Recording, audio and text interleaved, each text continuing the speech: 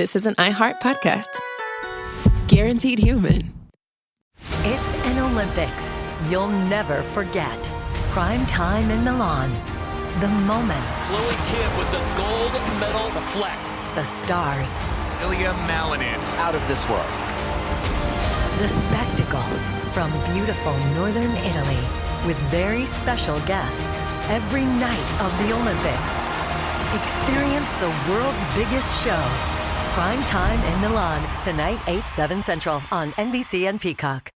The big game commercials are basically must-see TV. This year, Elf Cosmetics went all out with an absurdly funny telenovela called Melissa. It stars Melissa McCarthy, Nicholas Gonzalez, Itati Cantoral, and Elf Glow Reviver Lip Oil. The Elf Glow Reviver Lip Oil is an ultra-glossy tinted lip oil that nourishes, hydrates, and enhances your lips' natural color. Watch the full episode of their new Elf novela on soyunbaño.com.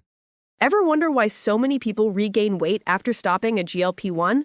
Up to 40% of the weight lost can come from lean muscle. This weakens the body, slows metabolism, and makes it easier to put the pounds back on, creating a cycle of dependency.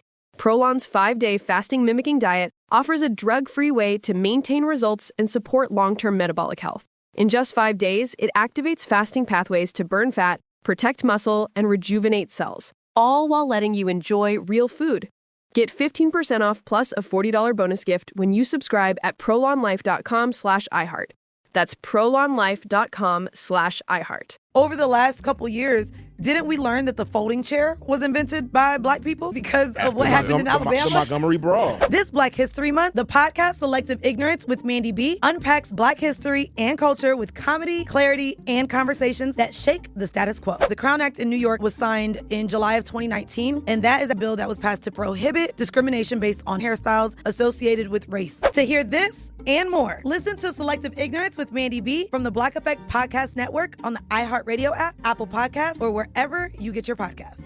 1969. Malcolm and Martin are gone. America is in crisis. And at Morehouse College, the students make their move. These students, including a young Samuel L. Jackson, locked up the members of the Board of Trustees, including Martin Luther King Sr. It's the true story of protest and rebellion in Black American history that you'll never forget. I'm Hans Charles. I'm Menelik Lumumba. Listen to The A Building on the iHeartRadio app, Apple Podcasts, or wherever you get your podcasts. The Middle is supported by Journalism Funding Partners, a nonprofit organization striving to increase the sustainability of local journalism by building connections between donors and news organizations. More information on how you can support The Middle at listentothemiddle.com.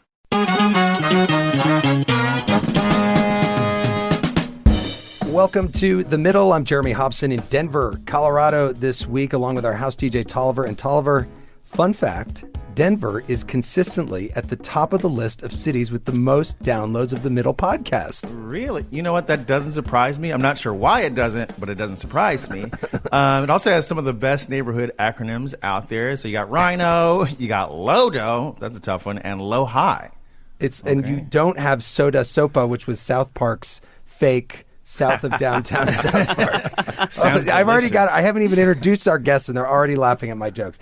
So Colorado is actually the perfect place to talk about the future of American energy because it is both one of the largest producers of oil and gas in the country and also a hub for clean energy production and research. That's wind, solar, geothermal. The state is also home to dozens of climate tech startups and the National Renewable Energy Laboratory. It is worth noting, however, that coal and natural gas still play a huge role in generating the state's power, something that is reflected across the country as well. 83% of our energy nationally still comes from fossil fuels. And while the Biden administration passed legislation to move America away from those fuels and towards cleaner sources of energy production and consumption, President Trump made it clear he has different priorities. As you've heard me say many times, we have more liquid gold under our feet than any nation on earth, and by far. And now I fully authorize the most talented team ever assembled to go and get it. It's called Drill, Baby, Drill. The president has also halted approval for wind farms and stopped allowing large solar arrays on public lands. So this hour, we're asking you, what do you want the future of American energy to look like? Tolliver, what is the phone number? It's 8444-MIDDLE. That's 844-464-3353. Or you can write to us at listentothemiddle.com. You can also comment on our live stream on YouTube, TikTok, Facebook, Instagram, and Twitch. Joining us, all of them at the same time. Joining us on the panel this hour, former Colorado Governor Bill Ritter. He's also the founder of the Center for the New Energy Economy at Colorado State University. Governor, great to have you on the show. Thank you. It's great to be here. I appreciate it, Jeremy. I should say I left Colorado State University. I'm now a partner at Freestone Strategies here in Colorado. But you will be the founder forever of that center. I will be. Lynn Granger joins us as well. She's president and CEO of the Colorado Oil and Gas Association. Lynn, welcome to the middle. Thanks, Jeremy. Thanks for having me. So before we get to the phones, let's just talk about where we are right now with our energy. Governor, last year, solar and wind generated more electricity in the U.S. than coal for the first time. Solar and wind about 17% combined, coal 15%. Natural gas, though, still makes up 40% of electricity generation, nuclear around 19%. How do you feel about that mix? Is that a new energy economy? Well, it's certainly a transition from when we established the term new energy economy. I ran as a candidate and called it that. And, we were looking at a state at the time, had like 200 megawatts of wind on the grid. We're going to be at 45% for just Xcel Energy, biggest power producer, biggest provider of electricity in Colorado. So if you think about kind of that short time frame, I think it's really important, instead of looking at this as a static thing in 2025, to understand that if I had said we're going to get to this place, to where we are now with wind and solar together in Colorado, if I'd said that back in 2008, there would not have been very many believers. In fact, the biggest advocates back then were asking me if we could get to 25% renewable by 2025. They kind of had a slogan, 25 by 25, and we're way beyond that and actually moving toward that. We've had administrations since mine that have done some pretty remarkable things. The Polis administration put in a 50% reduction in emissions by 2030 economy-wide. They're going to rely heavily on the power sector to do that. So Xcel Energy is going to reduce its emissions by 80 to 85%, and Tri-State, an independent power producer for rurals, is going to do the same thing. That's a really important step to understand that happened in a pretty short time.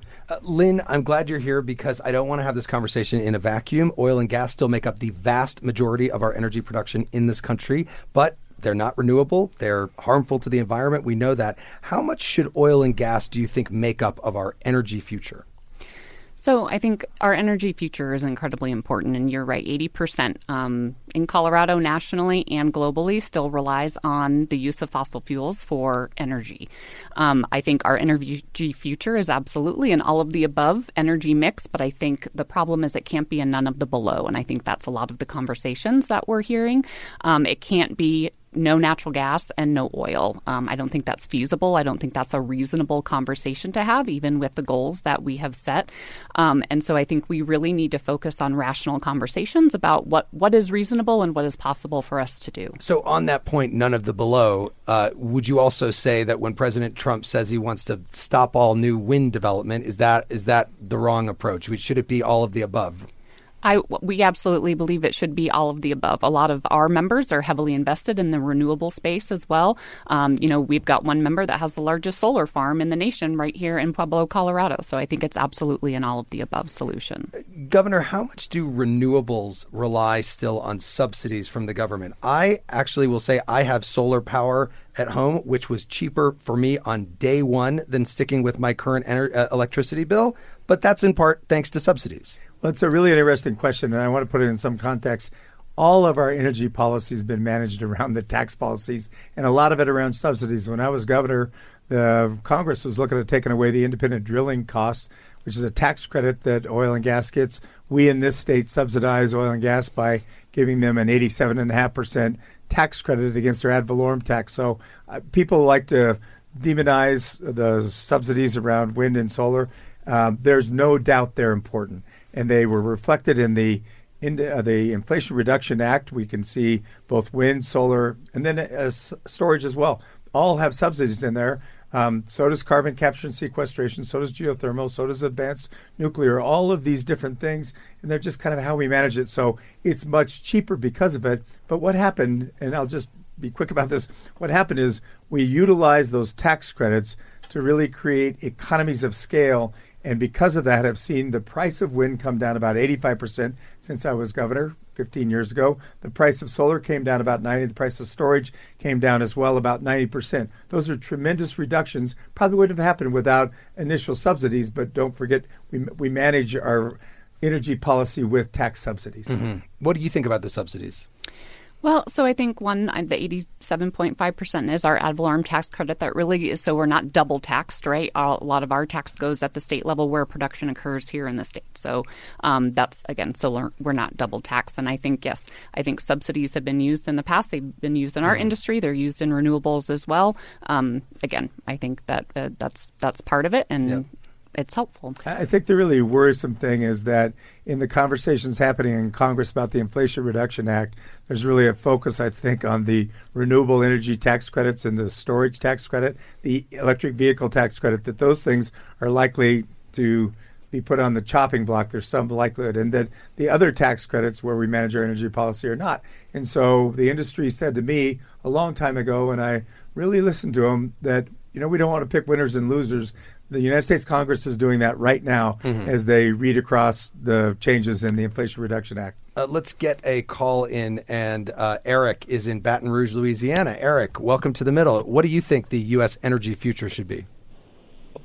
Yes, I'd just like to say I think it should be drill, baby, drill. I think it should be fossil fuels because for a couple of reasons. First thing is that China and India, they're using fossil fuels, and we are in a manufacturing fight, if you will, to bring manufacturing back to the U.S., then we need to have a reliable grid, especially with the Trump tax tariffs. If companies do start to come back to the U.S., then we need to have a grid that can support factories, additional factories, and fossil fuels are going to be the way to go, whether it's natural gas or oil or coal. And do you think that renewables will also be a part of that grid, Eric? I think in some states, but Germany a few years ago, they tried to switch over, and they had some very big problems with their industrials. That their industrial plants, some of them were shutting down. They didn't have enough fuel. And so I think we need to learn from their error and not try to duplicate it here. Eric, thank you for that call. Lynn Granger, he brings up China, and I just want to ask for your response to that. But also, the fact is that China is spending way more on clean energy technology as well, and may end up being the exporter of that because they're putting so much into the research on that front. Yeah, so I think he brings up a good point, and I would just point out, our world is using more coal in the last few years than we have in the history of our world, and that's because places like China and India are bringing on more coal plants.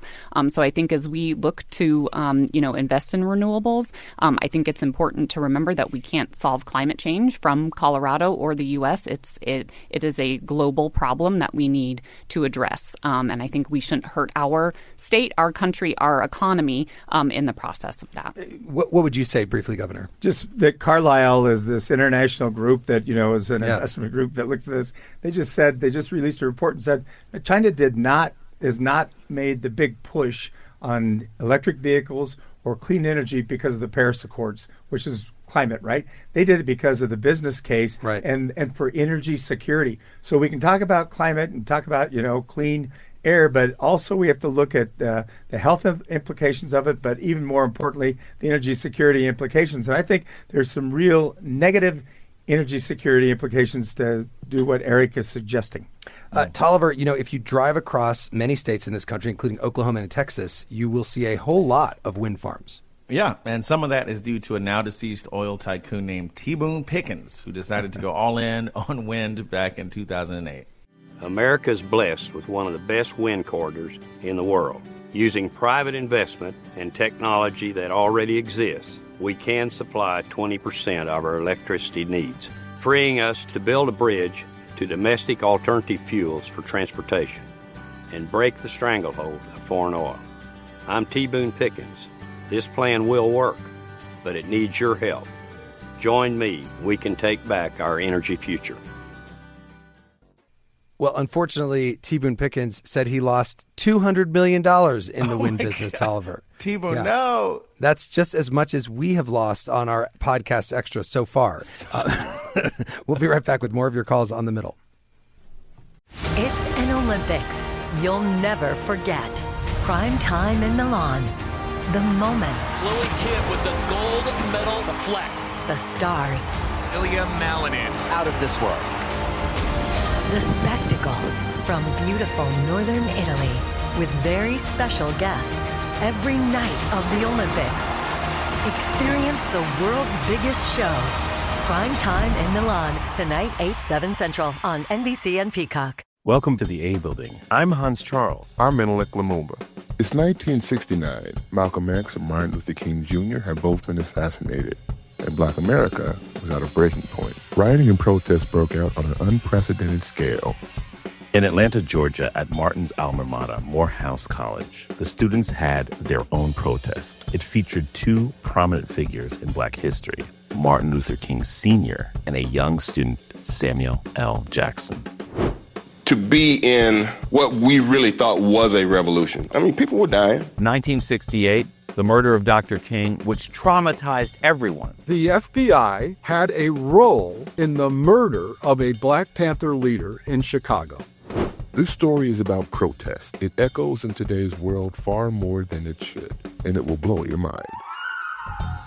Listen to the A Building on the iHeartRadio app, Apple Podcasts, or wherever you get your podcasts.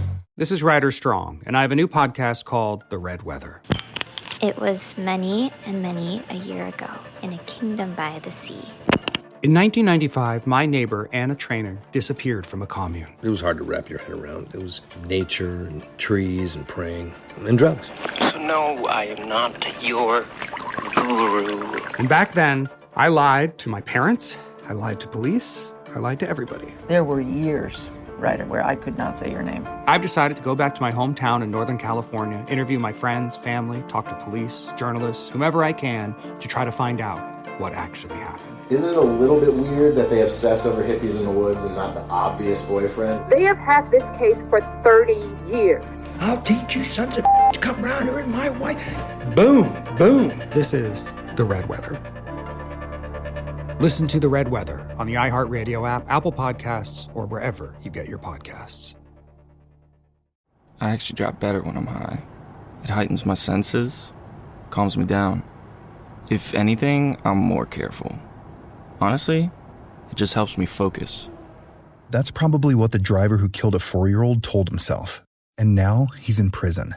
You see, no matter what you tell yourself, if you feel different, you drive different. So if you're high, just don't drive. Brought to you by NHTSA and the Ad Council.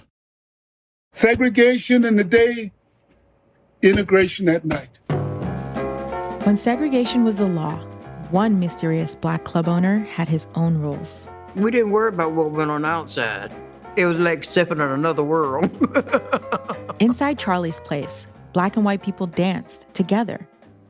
But not everyone was happy about it. You saw the KKK? Yeah, they was dressed up in their uniform. The KKK set out to raid Charlie, take him away from here. Charlie was an example of power. They had to crush him. From Atlas Obscura, Rococo Punch, and Visit Myrtle Beach comes Charlie's Place. A story that was nearly lost to time. Until now. Listen to Charlie's Place on the iHeartRadio app, Apple Podcasts, or wherever you get your podcasts. This is The Middle. I'm Jeremy Hobson. If you're just tuning in, The Middle is a national call-in show. We're focused on elevating voices from the middle, geographically, politically, philosophically, or maybe you just want to meet in the middle. This hour, we're in Denver, Colorado, asking you, what do you want the future of American energy to look like? Tolliver, what is the number to call in? It's 8444-MIDDLE. That's 844-464-3353. You can also write to us at listentothemiddle.com or on all social media. I'm joined by Colorado Oil and Gas Association President Lynn Granger and former Colorado Governor Bill Ritter. And before we get back to the phones, Bill Ritter, how likely is it that the kind of energy we will use in the future is something that we're not even using yet? We don't even know what it is yet. I remember playing SimCity 2000 and we had fusion power plants. Those really changed the game, but we don't have those yet. No, we do have a study center at Colorado State University. It's a pretty advanced laser fusion center. There are fusion centers in Washington, the state of Washington. So people will say fusion's possible, but it's not near term. Mm-hmm. And so that's the thing. We have to think about near term. And the answer, and why I think Lynn and I probably have some places of agreement on this, the answer is that it's not a technology that we know right now. It's going to be some mix of renewables, of storage, and then either carbon capture and sequestration for natural gas, or even coal, or nuclear, some advanced nuclear, but that's not near term either. And so if we're really concerned about what we're going to do about CO2 in the air and what we're going to do about greenhouse gases, there's not a present day technology that is going to happen without either nuclear, carbon capture and sequestration, geothermal. Do you agree with that, Lynn? I absolutely agree with that. And actually, I spent a lot of time in the Midwest where they're trying to get a very large CCS project underway. And I think it's really tough. I think there's not a lot of support for it on either side of the aisle. I think while I was there, I think the Democrats really looked at it as, a continuance on the use of fossil fuels, and Republicans really looked at technology like that as kind of part of this Green New Deal that they didn't really want to be a part of. And so we talked about, the Inflation Reduction Act and a lot of the credits that were available there for projects like these. And I think there's going to be a really hard time kind of getting these permitted and getting them off the ground. Go ahead. I think getting to net zero by 2040 or 2050 is this really important goal that could drive the innovation that gets us there. Let's go to Scott, who's in Oberlin, Ohio. Hi, Scott. Welcome to The Middle. What do you think the future of American energy should be? Well, first I want to say hello, folks. I love your show. And, man, I really dig your music. Tolliver, there you go. Editor does a really great job. So the check's in the mail. Look, I've been studying energy since the 60s and the 70s. I'm old. I'm 60. I'm in my 60s, and but I've studied a lot on it, and I've looked. I mean, it's like I've been to all different kind of energy production facilities and stuff, looking around and studying them and everything, and I grew up with nuclear reactors because my dad worked for NASA here in Cleveland at the Lewis Center. So they were designing reactors to power moon bases and space stations and Mars bases. And they were talking about this stuff in the 50s and the 60s, and they were putting them together and testing them in the 60s and the early 70s. And then I became against them after 3 Mile Island because we all got scared about that. And so do you think nuclear should be part of the future now? Oh, well, that's the thing. I was against it, and then I started working with environmental groups. I actually got paid by Greenpeace to research nuclear power back in 91. And the more I learned over the course of, and this is before computers, so you had to go to research libraries and query and get stuff sent to you. But the more I read and the more I learned trying to find the nail where, the nuclear industry lied decades ago, the more I found out that, man, it's like maybe we really need to start doing this stuff. Yeah. Hey, thank you so much for that call. Bill Ritter, I'm sure nuclear is going to come up again because the last time we did a show that was involving energy and we didn't even expect it, a lot of people called in and said they want nuclear. The Colorado legislature passed a bill that puts nuclear in the category of renewable energy as part of our portfolio standard and our clean energy standard. And so if the Colorado legislature controlled by Democrats did that, I think it's very likely to be a national conversation. The problem is we don't know how much it costs. The last reactor that we built in America, we built in Georgia, the cost overruns are substantial. It's rate-based, so the customers are paying for that.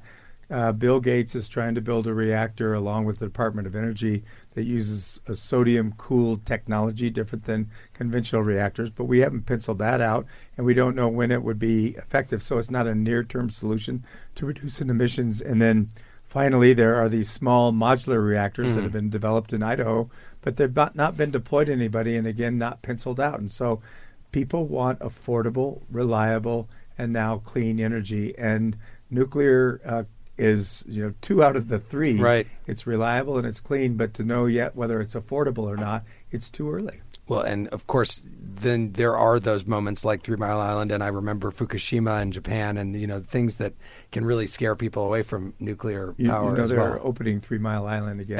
I do know that. Microsoft is, I think, power the data centers, right? Power purchase agreement for that. Let's go to Richard, who's in Beaufort, Wyoming. Richard, sorry if I pronounced the name of your town wrong, but go ahead. What do you think? Thanks for taking the call. I really have a question. The slogan, drill, baby, drill, kind of paints a picture that our government can actually just go and just start taking oil out of the ground. And if I'm not mistaken, there's still the private sector out there that is getting leases. They're holding on to leases. They're using some of the leases. And what part of this process, when our president uses that slogan, is realistic, and what part is still based on the private sector and those oil companies deciding how much oil they're going to pull out of the ground? Richard, great question. Lynn, I'll go to you on that, and note that last year, even before Trump came in, I think was a record production in the U.S. for oil. Yeah, so just a couple things. I think in terms of increasing production, there's a couple things that can happen. They can open up more federal lands for production. They can open up more offshore lease sales as well, which were, largely stalled during the Biden administration as well. But to your point, I think, there's still a very long permit process that is involved with any sort of production of oil and natural gas in our country, at the federal level, at the state level, and at the local level. And so there's still lots of red tape, lots of regulations that need to be adhered to in order to get those permits, in order to drill. Even if Trump says drill, baby, drill, that doesn't necessarily mean that happens right away. Correct. Absolutely. Let's go to Cordell, who's in Salt Lake City. Cordell, welcome to The Middle. What do you think? Well, I'd like to know what the costs are going to be to throw away the last 16 years of researching solar and wind power, as well as recently it's become more positive here in Utah to use geothermal energy because we have a large source of geothermal. And to fall back onto coal and to petroleum is kind of a waste of money, because at the same time, the oil companies are not going to produce more gas wells because they already have a bunch that are cemented from the 1970s and 80s and 90s that they drilled back then, and they've been holding on to because of the for the cost of oil to go up and up and up. And the more you produce, the oil goes down, correct? So that's a waste of time. And to produce coal... And to produce coal, you got to dig it out of the ground. And, we might think we have the facilities to do it, but we don't. And nuclear is a good option, but here in Utah, we have one of the biggest dumping grounds for nuclear waste that there is in the U.S. So, Cordell, I'm gonna take one of the points that you made there to the governor, which is he's saying that it would be a waste to throw away all this research into solar and wind. That because Trump doesn't want to focus on that now, and maybe they start pulling back on some of the things in the Inflation Reduction Act that provided subsidies and credits for going into these cleaner energy fuels. Is that a waste of money then? No, it's not a waste of money. I think that we've advanced the technology in solar. Probably bigger advancements in storage. We have big advancements in wind and wind energy. And like I said, the costs have come down tremendously. Taking away the tax credits may sort of delay the deployment of those things, but it's not a waste. We have the best research facility for renewable energy in the world here in Denver, in Golden, Colorado, the National Renewable Energy Laboratory. They're not going to quit working on this, I don't believe. I just got a text message from Tolliver that said we have 1 million comments online. How dare you tell them our secrets? John in Harvard, Illinois says the path forward should be natural gas, nuclear build-out, and geothermal, and pumped hydro where appropriate. That said, I do want to say that 90% of these comments are pro-nuclear. So here's two that aren't. John Farrell in Minnesota says, evidence suggests that renewable energy and energy storage is going to be far less expensive than building new gas-fired power plants. If we want affordable, abundant energy, then clean energy is our best hope. See research from RMI in Colorado. And then Ty has a fiery one. Ty in Idaho says, where is the voice that questions the assumption that ever more energy is needed? What is it going towards? How much does it take to power the AI engines, for example? The assumption that the economy and its attendant energy production must ever grow seems to me like madness. What do you think about that, Lynn Granger? Well, so I want to offer some context for that, because as we talk about our energy future, and there is going to be a demand for, more AI. I think people are playing around with ChatGPT, and they're using it at work and they're using it at home. That's going to call for a lot more data centers. And just to put some context around the energy use for AI, if you query ChatGPT for something, that uses 4 times more energy than sending an email, 10 times more energy than doing a Google search. And if you move over to images and video, 27 more times energy to have AI create an image, and 245 times more energy for a video. So I do think as we start using this technology more, our energy need is going to increase substantially. Yeah. Puya is calling from Atlanta, Georgia. Welcome to the middle. What do you think the energy future should be? Hi there. Thanks for having me. I think the energy future has to go back to a renewed emphasis on education. We are no longer the education and research leaders of the world. Just the other day, China is launching a solar array in space. Other countries are looking at micronuclear. We need to make sure that we're thinking on a 125-year timeline as well as a next quarter timeline. And all of that comes back to education. We have to make sure that people are funding research and not lobbying against innovation at all levels. Right here in Georgia, Lynn just brought up data centers. We reduced our buildings' energy usage by 33% last year, and our rates doubled. Yeah. We need across the board to dedicate ourselves to research and stop living in an idiocracy. Puya, thank you so much for that. Bill Ritter, what do you think about that? Education as part of this. Well, I think if you, by education, mean research, I absolutely agree. If you think about 1973 and what it took to refrigerate, food, we've reduced the energy usage 90-some% with today's appliances. And we did that because of research. We did that because people studied that. And that was a big, big gain. We'd be such a much bigger energy user if we had not done that. So we need to continue to do that. But at the same time, I think we can't get in a box where say we're going to solve this only through education. Where we need to have, I think, conversations in the middle. And that's not just a plug to you. I really believe we need to have cross-party conversations about the ways we should power the future that get us to a place of net zero by 2040 or 2050. That's what's important. And then to listen to the business case for that and the national security case for that. All of those things are important. Well, and that gets me to something that we were thinking about as we were getting ready for this show, which is it is kind of interesting that in this country on this issue, in Washington anyway, Republicans tend to be for oil and gas and Democrats tend to be for renewables in Congress. But when you actually hear from people around the country, it doesn't break down like that. You could have somebody who we heard just there from somebody in Baton Rouge. I don't know what his politics are, but he believes that oil is a big part of our future. It doesn't break down along those party lines. It's interesting that it's become so partisan of an issue. Lynn Granger. Absolutely, I agree. And we think it should not be a partisan issue because at the end of the day, all of us, we all use energy. It powers our lives. It powers our world. We all use it.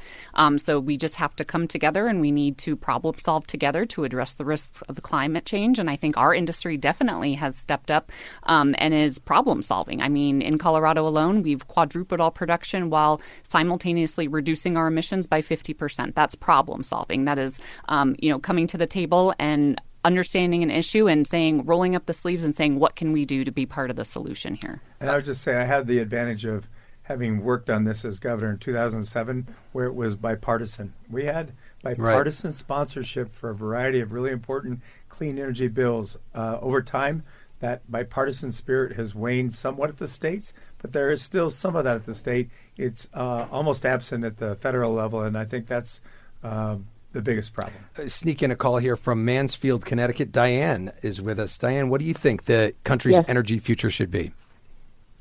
I'm concerned that wind and solar are not constant, and I believe in drill, baby, drill of geothermal. 40 degrees under the ground and deep in water is constant. When it's 0 degrees outside or 80 degrees outside, you're starting with that 40-degree constant temperature. My husband and I put a geothermal system in the late 1980s. And it's working well for you? It is. Thank you for that. She brings up the fact that wind and solar, Governor Ritter, are not always there for you, and in fact, that is an issue. That especially for these data centers, you can't run them at night if there's no sun. No, it's a fair point that they're intermittent sources, we call it, and storage can really do a lot to firm the power. That's the word that we use to say when it's less intermittent, it's firmed.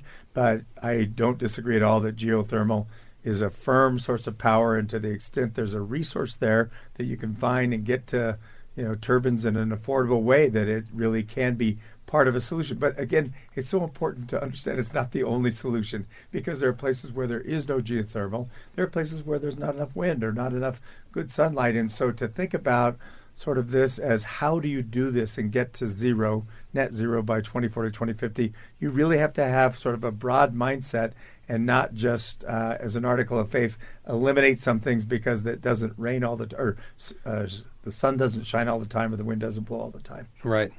Well, Tolliver, another energy source that could play into the future of American energy, and we've heard a lot about it this hour, is nuclear power. But as we said, many Americans are kind of uneasy about it. If it's good enough for Homer Simpson, it's good enough for me, okay? The 3 Mile Island accident in Pennsylvania back in 1979 actually didn't do much to help that perception. Here's Walter Cronkite reporting on the incident on CBS. Probably the worst nuclear reactor accident to date. There was no apparent serious contamination of workers, but a nuclear safety group said that radiation inside the plant is at 8 times the deadly level, so strong that after passing through a 3-foot thick concrete wall, it can be measured a mile away. And as we said, there's now a plan to restore 3 Mile Island to power Microsoft's data centers so that you can make all those AI videos and pictures that you want, Tolliver. I know, I do it too much. I'm in trouble. We'll be right back with more of The Middle. It's an Olympics you'll never forget. Prime time in Milan. The moments. Chloe Kim with the gold medal flex. The stars. Ilya Malinin. Out of this world. The spectacle from beautiful northern Italy with very special guests every night of the Olympics. Experience the world's biggest show. Prime time in Milan, tonight 8/7 Central on NBC and Peacock. Welcome to the A Building. I'm Hans Charles. I'm Menelik Lumumba. It's 1969. Malcolm X and Martin Luther King Jr. had both been assassinated, and Black America was at a breaking point. Rioting and protests broke out on an unprecedented scale. In Atlanta, Georgia, at Martin's alma mater, Morehouse College, the students had their own protest. It featured 2 prominent figures in Black history, Martin Luther King Sr. and a young student, Samuel L. Jackson.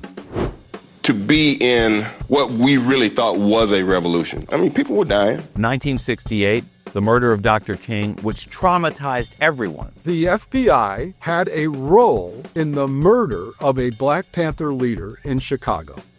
This story is about protest. It echoes in today's world far more than it should, and it will blow your mind.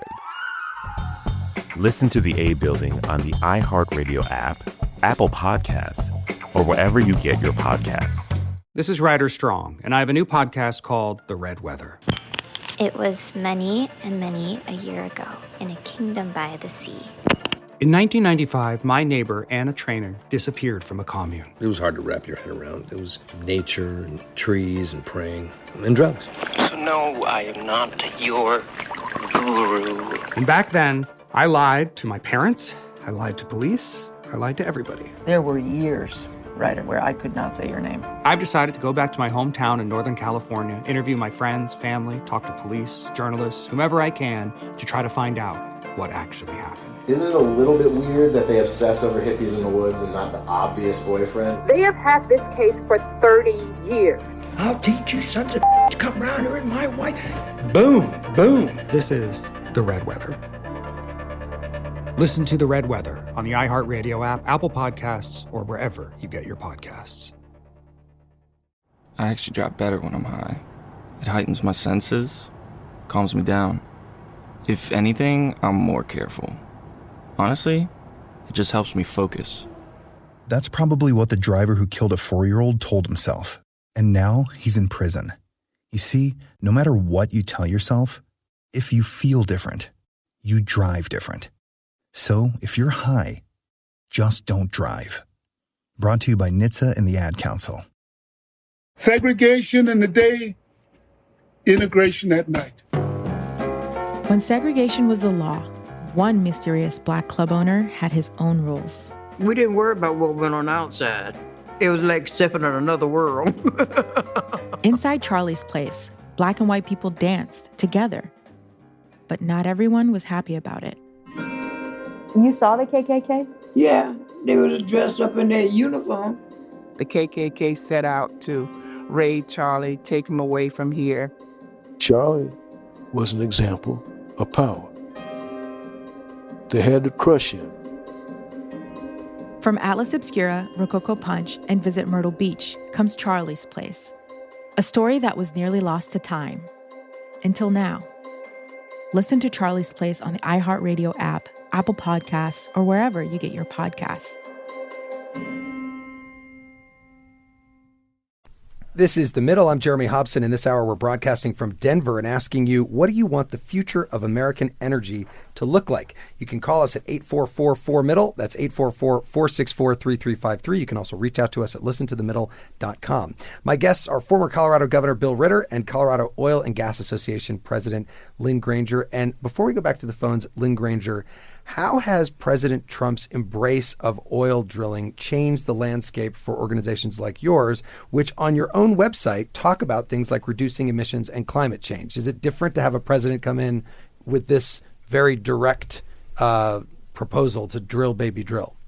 So really, the landscape in Colorado hasn't changed very much at all. You know, we have been a leader. We've gone through 40 rulemakings over the last 5 years due to some legislation that has really changed the landscape of how we're regulated here in the state.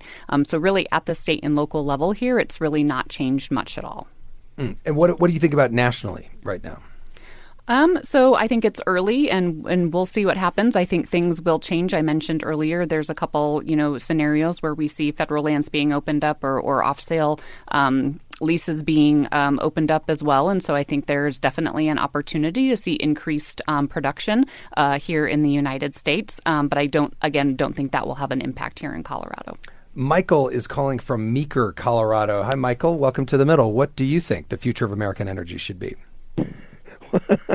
Well, I think we should stop being so hideously wasteful and inefficient with it to start with. We have tens of thousands of private homes, small business buildings, and other buildings that are uninsulated and leaky, and it just sucks up energy and goes to waste. So we need to start there. And then there's talk about nuclear, and everybody thinks of the old reactors we've been building since the 50s, which are basically based on a reactor design developed for the United States Navy's nuclear ships. They're pressurized water reactors, so there's better designs out there. The Atomic Energy Commission was working on one in the 50s at Oak Ridge, and Hyman Rickover, the father of the nuclear navy, and his allies had him shut it down. But it wasn't a pressurized water reactor, and it can't explode and it can't melt down because it's already liquid. And it has the potential to consume 90% of the fissile fuels, unlike reactors today, which only consume 10 to 15, maybe 20% of the energy stored in the fuel rods. So we need to just make big changes. You could be more efficient with your buildings. Yeah.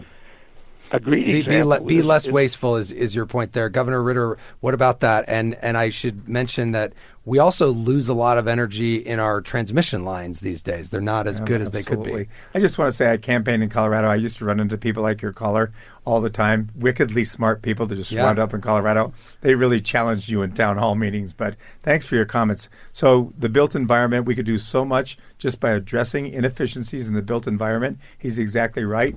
And like you said, transmission lines, there's a lot. Remember our caller who was talking about wind and solar being intermittent, storage not being able to firm it up completely. We could improve our transmission lines in this country and move power around so that we could do a far better job using renewables in places where, you don't necessarily have the wind blowing, but the transmission, because it's efficient, can get it there. Those are the kinds of things that a really advanced energy policy would take into consideration and understand the wisdom of doing that. Nate is in Milwaukee. Nate, welcome to The Middle. Go ahead. Hi. Thank you very much for having my call. I was just going to mention a couple things. First, I've got a neighbor in my neighborhood I definitely think renewables should be part of our future. My neighbor put solar panels on his roof, and his energy bill dropped by over half, sometimes 2/3, depending on the month. And he's just sorry he didn't put more up there. Also, if we're going to have a discussion about what kind of energy we have, we really have to address and then not follow the dishonesty that was put out by the oil company and some of their oil companies and political allies about renewable energy. An example is down the Texas governor, when they had that cold snap a few years ago, tried to blame windmills when actually it was natural gas valves and boilers that were freezing, and the windmills worked better. And I mean, here in Wisconsin, we get colder than Texas did, and our windmills work fine. So, well, a couple of issues there, but let me take that to Lynn Granger. I'm sure that there are many listeners who feel the same way, that they feel like the oil and gas companies have a stake and they don't want people to move into renewables. How would you respond to a question like that? Again, I would say that a lot of our member companies are strong investors in the renewable space. I think our industry is full of a lot of people that are focused on technology, focused on innovation, and looking, again, at all of the solutions to power our energy future. Let's go to another call, and Eric is in Oakland Township, Michigan. Hi, Eric. Welcome to The Middle. Go ahead. Hi. I just wanted to ask a quick question for y'all. I read a few papers recently talking about how we've improved in carbon capture technology and these new carbon capture methods we can employ on fossil fuel plants. And I was just wondering if you think that it's even worth investing in making fossil fuels, cleaner and safer, or if we should just put that time, money, and manpower into renewables research and try and get renewables, across the board, into full swing faster. Great question. I want to hear from both of you on this. Lynn, let's start with you. So absolutely, it's worth the investment. I mean, we are trying to be cleaner, safer, better all of the time. And as we, started the show off, we're still reliable 80% for our energy use on natural gas, oil, and coal around the world. And so I think that will continue to be the case for the next several decades at least. So I think we absolutely are investing every day in reducing our emissions, focused on public health and public safety, and we will absolutely continue to invest in that. What do you think, Governor, about carbon capture technology and whether it's worth, as he says, going that route instead of just moving into more renewable fuels? So I agree with Lynn with a caveat, and the caveat's this: we built a lot of polluting facilities next to marginalized communities in this country. There's a term called environmental justice, and it can be something that people just react to in a negative way. But if we keep in place polluting facilities and capture that carbon, we have to ensure that we're also making sure that marginalized communities, poor communities, who have borne the brunt of some of the pollution from those facilities are really taken care of. It's why I like the Inflation Reduction Act. It's why I thought the Justice 40 from President Biden was the right thing to do, because it looked at things like carbon capture and sequestration, said let's increase the tax credit for that, the Inflation Reduction Act. But by the way, we're going to pay attention to the things we've done in marginalized communities that negatively impacted them. So yes, with that caveat. Are you worried that President Trump right now will just stop enforcing the Inflation Reduction Act, not even go through Congress, but just not have it go into effect in the way that he seems to be doing with some other issues? No, I'm worried that the Congress is through reconciliation will do it itself. And environmental justice group in the Department of Energy has been taken down. I think the same thing has happened in other federal agencies. And so I'm worried that twofold, the tax credits go away, but so does the focus on the impact we've had on marginalized communities in this country from polluting resources. Tolliver, I know some more comments are coming in, or our listeners still going nuclear on you. Oh, my God. I really can't keep up. I'm going to start with Brendan in Denver. The oil industry has known since the 1960s that the burning of fossil fuels has been the cause of the impending destruction of our planet. It is urgent to sue the fossil fuel industry into oblivion. The insatiable greed and the cast of accomplices, i.e. the politicians, is grotesque.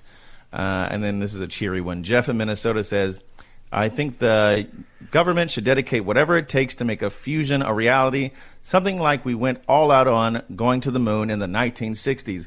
We can do it! With several exclamation points. We're going to end on a happy one. Alex is calling from Columbia, South Carolina. Hi, Alex. Welcome to The Middle. Go ahead. How you doing? I think that we should start considering what we do with our energy. You know, what do you mean? Well, you know, our daily habits. Instead of relying on the government to make decisions for us, I think we should pioneer through, you know, comprehensive radio promotions of turning lights off like we did in the 80s again. Because, you know, today when you go through a house, all the lights are on. The 80s, we weren't like that. We were very conscientious of turning lights off, where we drive, how far we drive, using mass transit.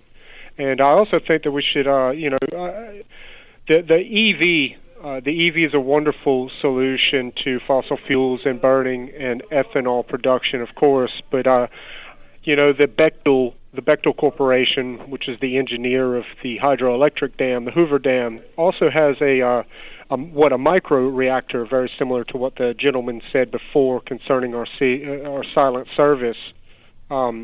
Micro reactor, very small nuclear reactors that drive a GE turbine. They're very small. They're much smaller than a conventional boiling water reactors. They're PWRs.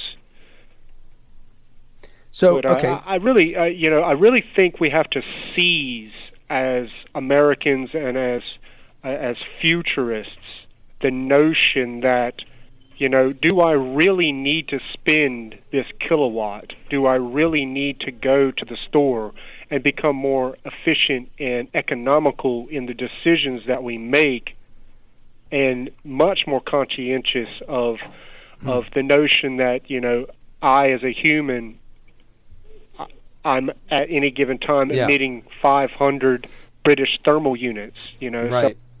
I'm going to stop you there because I do want to get to that point. I do turn off the TV when I leave the room because I know those take up a lot of energy. I mean, I do not.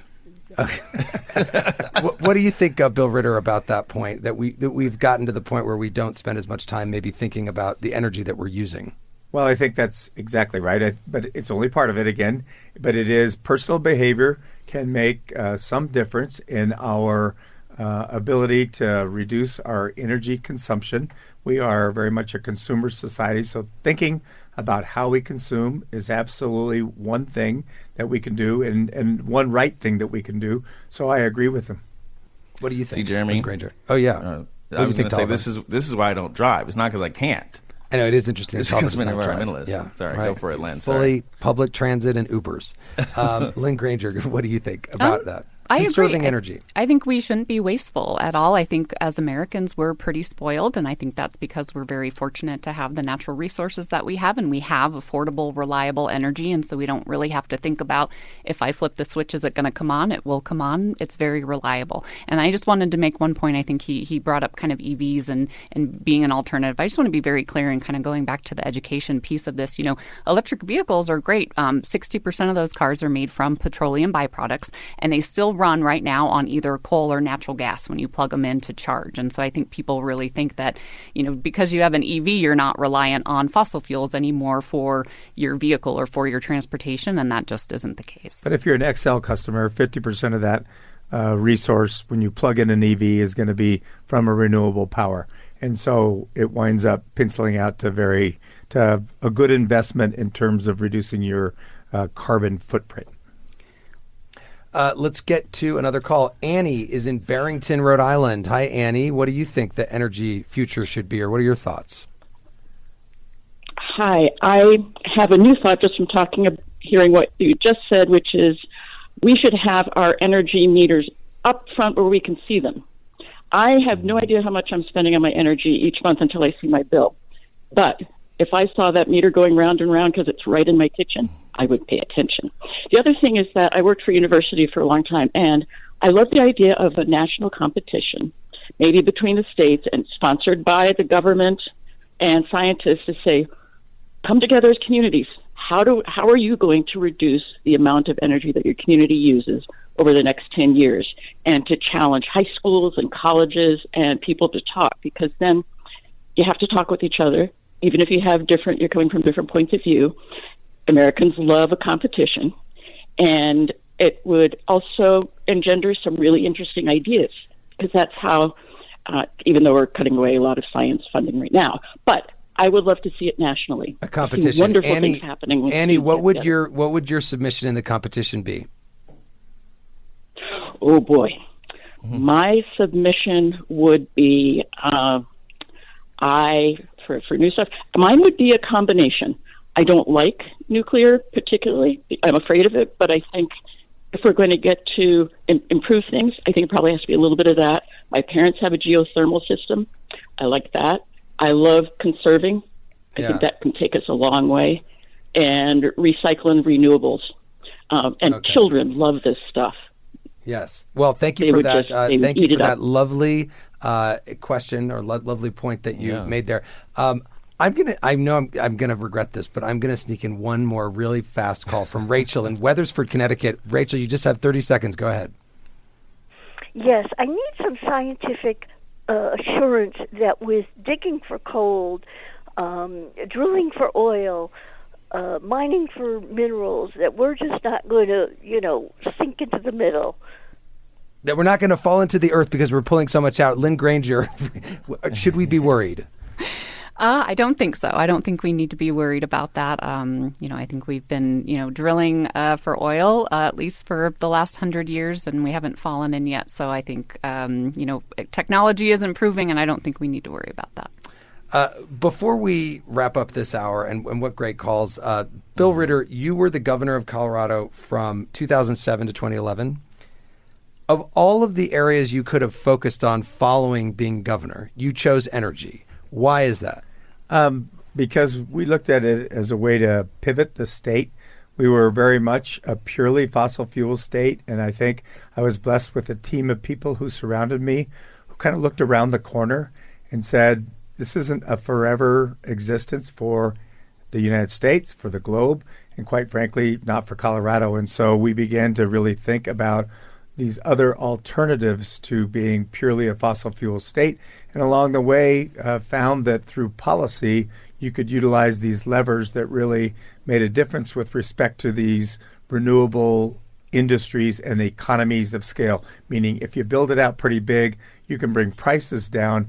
It can become affordable. It can become the kind of thing that will over time maybe not fully replace all the things that we had back in 2007, but it could supplant so much of it. And there was these benefits that were economic, they were environmental. We could do them in a very sort of equitable way. And quite frankly, it's still domestic energy. Well, that is a great note to end on. I want to thank my guest, Colorado Oil and Gas Association President Lynn Granger. Lynn, thank you so much for coming in. Thanks for having me. And former Colorado Governor Bill Ritter, who founded the Center for the New Energy Economy at Colorado State University. Thanks to you as well. Thank you. It was great being here. And thanks also to our friends here at Colorado Public Radio for hosting us, Jillian Colesnow, Stuart Vanderwelt, and our fantastic audio engineer, Tyler Bender.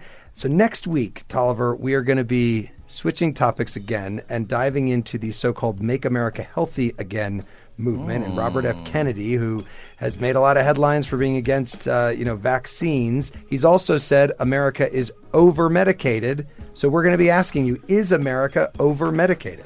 Is he going to be on the show? No. As always, you can call in at 8444-MIDDLE. That's 844-464-3353. You can also reach out at listentothemiddle.com, where you can sign up for our free weekly newsletter and find the sexiest middle T-shirts. Okay? Available now. Talk of the town. The Middle is brought to you by Long Neck Media, distributed by Illinois Public Media in Urbana, Illinois, and produced by Harrison Patino, Danny Alexander, Sam Burmistaz, John Barth, Annika Deschler, and Brandon Kondritz. Our technical director is Jason Croft.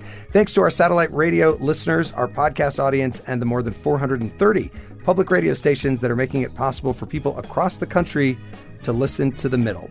I'm Jeremy Hobson, and I will talk to you next week.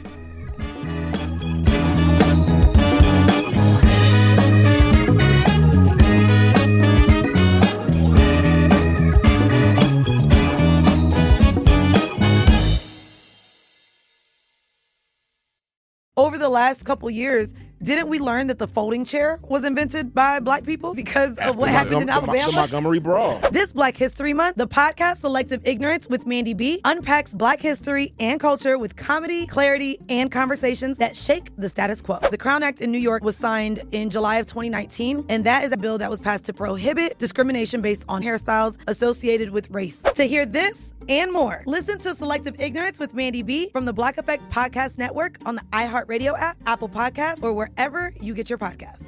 1969. Malcolm and Martin are gone. America is in crisis. And at Morehouse College, the students make their move. These students, including a young Samuel L. Jackson, locked up the members of the Board of Trustees, including Martin Luther King Sr. It's the true story of protest and rebellion in Black American history that you'll never forget. I'm Hans Charles. I'm Menelik Lumumba. Listen to The A Building on the iHeartRadio app, Apple Podcasts, or wherever you get your podcasts. 14 years in prison for killing a young woman. A 15-year sentence for a crash that caused 3 deaths. 12 and a half years for killing a child and critically injuring her mother. All true stories, all caused by marijuana-impaired drivers. No matter what you tell yourself, if you feel different, you drive different. So, if you're high, just don't drive. Brought to you by NHTSA and the Ad Council. When segregation was a law, one mysterious Black club owner, Charlie Fitzgerald, had his own rules. Segregation in the day, integration at night. It was like stepping in another world. Was he a businessman, a criminal, a hero? Charlie was an example of power. They had to crush him. Charlie's Place, from Atlas Obscura and Visit Myrtle Beach. Listen to Charlie's Place on the iHeartRadio app, Apple Podcasts, or wherever you get your podcasts. This is Ryder Strong, and I have a new podcast called The Red Weather. In 1995, my neighbor, Anna Trainer, disappeared from a commune. It was nature and trees and praying and drugs. So no, I am not your guru. And back then, I lied to everybody. They have had this case for 30 years. I'm going back to my hometown to uncover the truth. Listen to The Red Weather on the iHeartRadio app, Apple Podcasts, or wherever you get your podcasts. This is an iHeart podcast. Guaranteed Human.